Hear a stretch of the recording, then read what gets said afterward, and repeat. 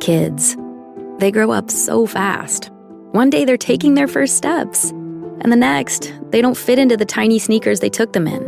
You blink your eyes and their princess dress is 2 sizes too small, and their dinosaur backpack isn't cool anymore. But don't cry because they're growing up. Smile, because you can profit off of it. For real, there are a bunch of parents on Depop looking for the stuff your kid just grew out of. Download Depop to start selling. So good, so good, so good. New year, new gear. Thousands of fresh active styles are at Nordstrom Rack stores now. Save on top brands like Nike, Puma, and Free People, starting at just $35. How did I not know Rack has Adidas? There's always something new. Plus, join the Nordy Club to shop new arrivals first, unlock exclusive discounts, and more.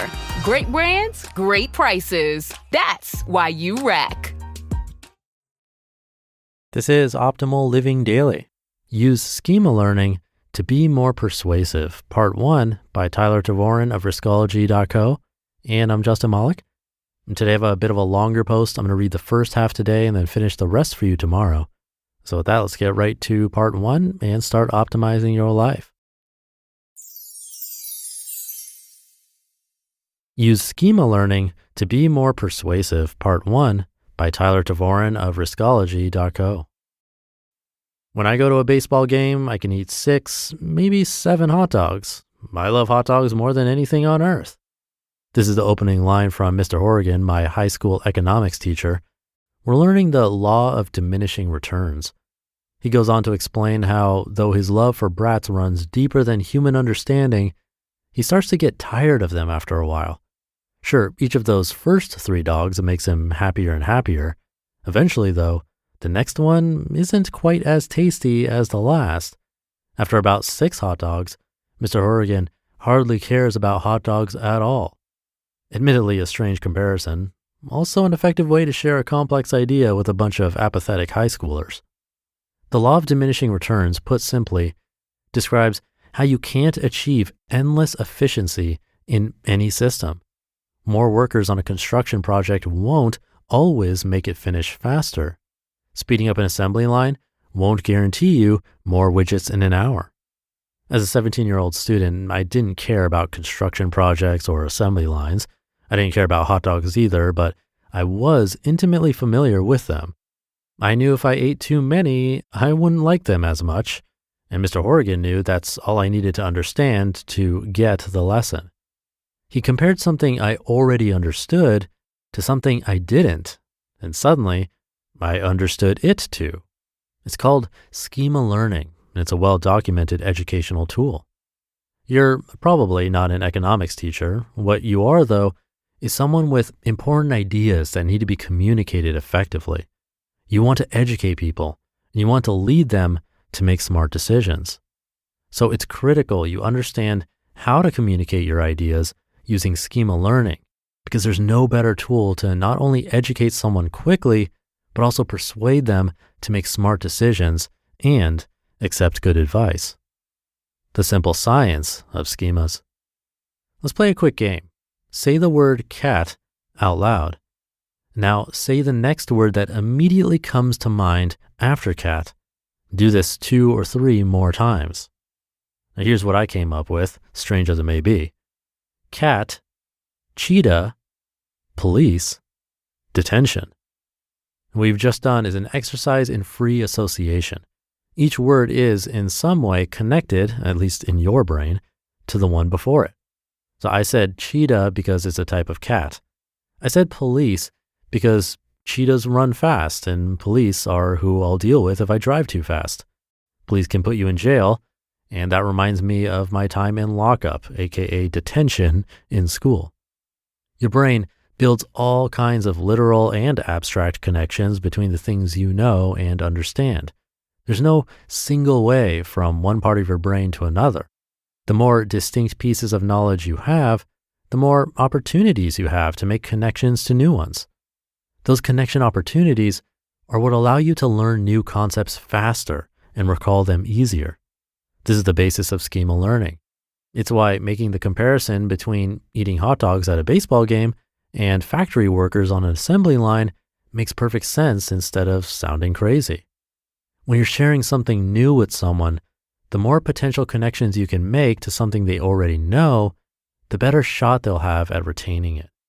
For example, you could teach geometry by relating it to how you'll fit furniture in a living room, or how to fix your smartphone by comparing it to troubleshooting a computer, or economics by eating hot dogs naturally. If you want to teach people something complex, lead them through a difficult problem, or win them over to your way of thinking, there are some smart ways to implement schema learning to help you do just that. Making ideas stick with schemas. Harnessing schema learning isn't just for the traditional teacher. It's useful in many scenarios in your life. You can use it to explain how something works to someone who doesn't understand, or peer teaching. Convey an important message to people who need to hear it for public speaking or leadership. Or get someone to understand and accept your point of view or persuasion. The uses for schema learning are many, and it's been heavily studied. Here are the top 4 strategies I repeatedly bumped into when reviewing the research around how to best harness the power of schemas. Number 1, make it personal. I once tried to explain WordPress to an older friend by comparing it to Microsoft Word, but for the internet. It wasn't a great comparison in the first place, but it really didn't work when I learned the guy had never used Word before. I failed at teaching because I wrongly assumed what my student already knew. Not everyone knows the same things, so finding schemas that work for most people is critical. When you tap into a concept they're deeply familiar with, learning becomes nearly automatic. How do you discover what someone already knows? Well, a little sleuthing is in order. When you have something important to share, be ready with several different schemas. Poll your audience to find what they're already familiar with and build from there. When I asked my friend, "What do you do when you want to write something you want others to read?" he said, "I type it out and have my son send it to the newspaper." Whoa, I immediately adjusted my schema to fit that. Number 2, hear that on tomorrow's episode. You just listened to part 1 of the post titled Use Schema Learning to Be More Persuasive by Tyler Tervooren of Riskology.co. And I'll be right back with my commentary. This episode is brought to you by State Farm. Listening to this podcast? Smart move. Being financially savvy? Smart move. Another smart move? Having State Farm help you create a competitive price when you choose to bundle home and auto. Bundling, just another way to save with the personal price plan. Like a good neighbor, State Farm is there. Prices are based on rating plans that vary by state. Coverage options are selected by the customer. Availability, amount of discounts and savings, and eligibility vary by state. Doug. Here we have the Limu Emu in its natural habitat, helping people customize their car insurance and save hundreds with Liberty Mutual. Fascinating. It's accompanied by his natural ally, Doug. Limu, is that guy with the binoculars watching us? Cut the camera. They see us. Only pay for what you need at libertymutual.com. Liberty, liberty, liberty, liberty. Savings vary. Underwritten by Liberty Mutual Insurance Company and affiliates. Excludes Massachusetts. Thank you to Tyler. This one's a bit different than the typical post I narrate, but a great one, I think, and a nice reminder. Of course, we're only halfway through at this point, too. The law of diminishing returns was touched on at the beginning of this post. And this is a bit of a tangent since that's not the point of this article, but it reminds me of one of my favorite books, probably my favorite money book of all time. It's called Your Money or Your Life. And they have a great example of the dollar having diminishing returns. Back when the book was written, the claim was, and this was through research, that after around $75,000 annually, the dollar has diminishing returns, actually.